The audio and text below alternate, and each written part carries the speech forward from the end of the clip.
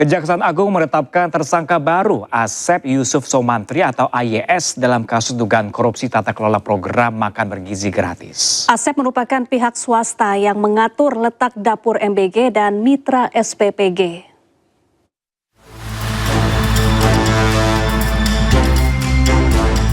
Kejaksaan Agung menetapkan tersangka baru dalam kasus dugaan korupsi tata kelola program makan bergizi gratis. Tersangka baru tersebut Asep Yusuf Somantri atau AYS selaku pihak swasta.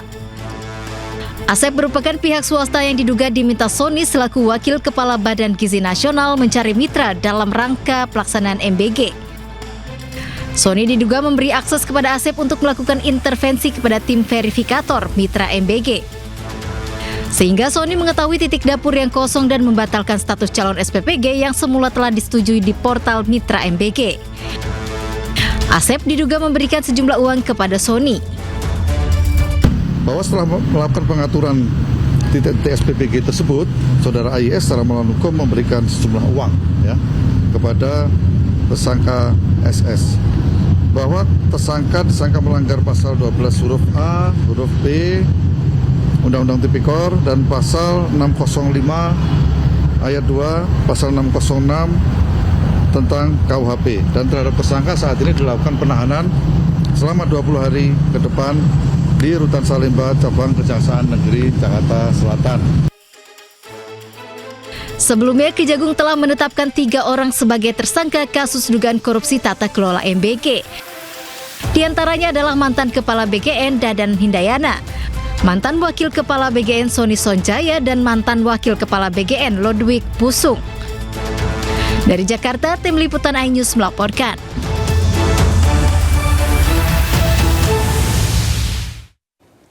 Ya, Kepala Badan Gizi Nasional Nanik Sdeyang mengatakan masyarakat mampu tidak akan lagi mendapat MBG. Ya, hal ini dilakukan untuk efisiensi anggaran makan bergizi gratis.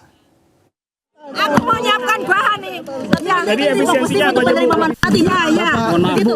Ya, penerima manfaat. Sambil berjalan. Sambil berjalan lagi MBG begitu, Bu, atau yang mampu? Maksudnya yang mampu, yang kaya. Yang kaya nanti tidak dapat lagi. Jadi penerimanya siapa saja, Bu? Penerima manfaat ini gitu. Jadi nanti misalnya ya sekolah-sekolah kaya. Sekolah-sekolah kaya. Di sekolah-sekolah kaya itu terus kemudian iya itu kan seneng banget itu dibahas apa lagi? Gimana, Bu? Ini kan belum, besok dibahasnya. Maaf, kasih jalan. Belum katanya besok sore.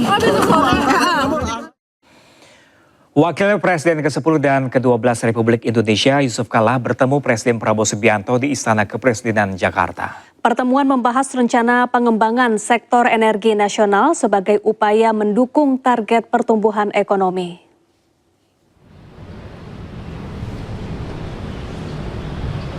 Usai bertemu Presiden Prabowo, Yusuf Kala yang didampingi putranya Solihin Kala mengatakan pembahasan difokuskan pada upaya memperkuat ketahanan energi nasional menuju swasembada energi.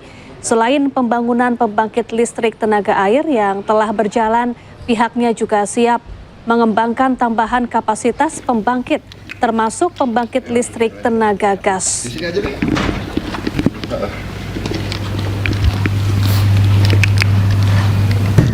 Jadi karena kita melihat bahwa untuk pertumbuhan ke negara 5-6%, 8-8%, itu butuh energi luar biasa banyaknya. Karena itu tanpa energi itu kita akan sulit untuk meningkatkan itu. Karena itu Bapak Presiden setuju untuk segera kita bangun energi nasional, khususnya green energy, untuk menjadi bahagian daripada pembangunan nasional untuk mendukung pertumbuhan ekonomi yang sampaikan oleh Bapak Presiden sampai 8%. Dan sekarang 5-6%, karena itu butuh energi yang kuat seperti itu. Oh ya, tentu ini hubungannya pembangunan. Pembangunan itu mesti ada aspek bisnisnya, karena investasi yang besar. Jadi kita bicara tentang investasi kira-kira 60-70 triliun. Dan kita sanggup melaksanakan itu, desain sudah ada, tempat sudah ada, tinggal pembicaraan dengan Kita beralih ke informasi lain, pemirsa. Gerai Samsat di area Pekan Raya Jakarta 2026 ramai diserbu warga yang melunasi pajak kendaraan bermotor tanpa membayar sanksi denda keterlambatan. Ya, warga bisa membayar pajak sambil berbelanja dan menikmati hiburan di area PRJ hingga akhir Agustus mendatang.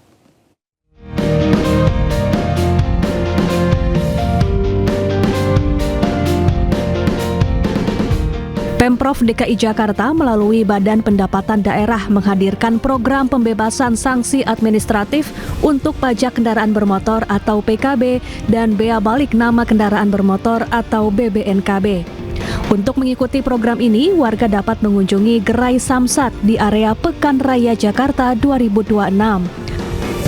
Program ini berlangsung mulai 1 Juni hingga 31 Agustus 2026 sehingga masyarakat dapat memanfaatkannya untuk menyelesaikan kewajiban pajak tanpa dikenakan sanksi denda. Tentunya sambil berbelanja dan menikmati ragam hiburan di PRJ. Bapenda DKI Jakarta juga menyediakan berbagai edukasi mengenai pelayanan perpajakan daerah. Atur bahwa dalam rangka memperingati hari ulang tahunnya DKI atau ulang tahun juga kebetulan sampai dengan bulan Agustus kan sekalian ulang tahunnya negara kita Republik Indonesia, maka kita memberikan insentif berupa penghapusan sanksi denda. Ini untuk memberikan masyarakat untuk bisa memenuhi kewajibannya. Kan banyak nih yang kadang-kadang tunggakannya banyak, mereka kan berat gitu. Nah, pada kesempatan hari ulang tahun ini kita memberikan insentif itu kepada masyarakat. Tadi melakukan pembayaran pajak tahunan mobil sama motor sekalian.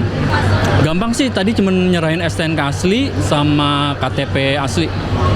Melalui momen ini, Pemprov DKI berharap kesadaran masyarakat semakin meningkat bahwa pajak yang dibayarkan akan kembali dalam bentuk pembangunan dan pelayanan bagi warga. Dari Jakarta, Indira Utomo, Sadu Santo, iNews melaporkan. Seorang maling motor di Kabupaten Indramayu, Jawa Barat tertangkap basah saat beraksi Kamis siang. Ya, pelaku yang panik menceburkan diri ke sungai dan bersembunyi dari serangan warga di bawah jembatan.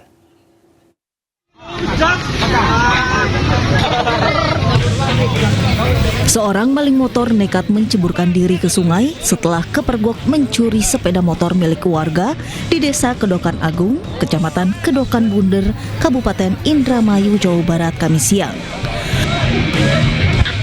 Pelaku sempat menjadi bulan-bulanan warga yang geram. Panik, pelaku kemudian melompat ke sungai dan bersembunyi di bawah jembatan untuk menghindari amukan massa. Warga yang emosi masih berusaha melempari pelaku. Petugas Polsek Kedokan Bunder Polres Indramayu yang tiba di lokasi langsung meredam amukan warga dan mengevakuasi pelaku dari sungai. Saat petugas membawa pelaku dari sungai, warga masih berusaha menyerang. Dalam aksinya, pelaku diduga tidak sendirian. Pelaku yang tertangkap diduga menggunakan kunci T untuk merusak kontak kendaraan. Motor korban sempat berhasil dibawa sebelum aksinya diketahui pemilik. Ada berapa pelaku tadi, Mas? Ada dua pelaku. Yang satunya? Yang nggak tahu kabur ke sana. Oh, kabur bawa motor apa gimana? Bawa motornya sendiri, bukan motornya saya. Kalau motornya korbannya ya itu sudah saya tangkap nanti. Saat ini pelaku telah diamankan di Polres Indramayu. Polisi masih memeriksa pelaku dan mendalami jaringan pencurian motor tersebut. Dari Indramayu, Jawa Barat, Toy Iskandar, iNews melaporkan.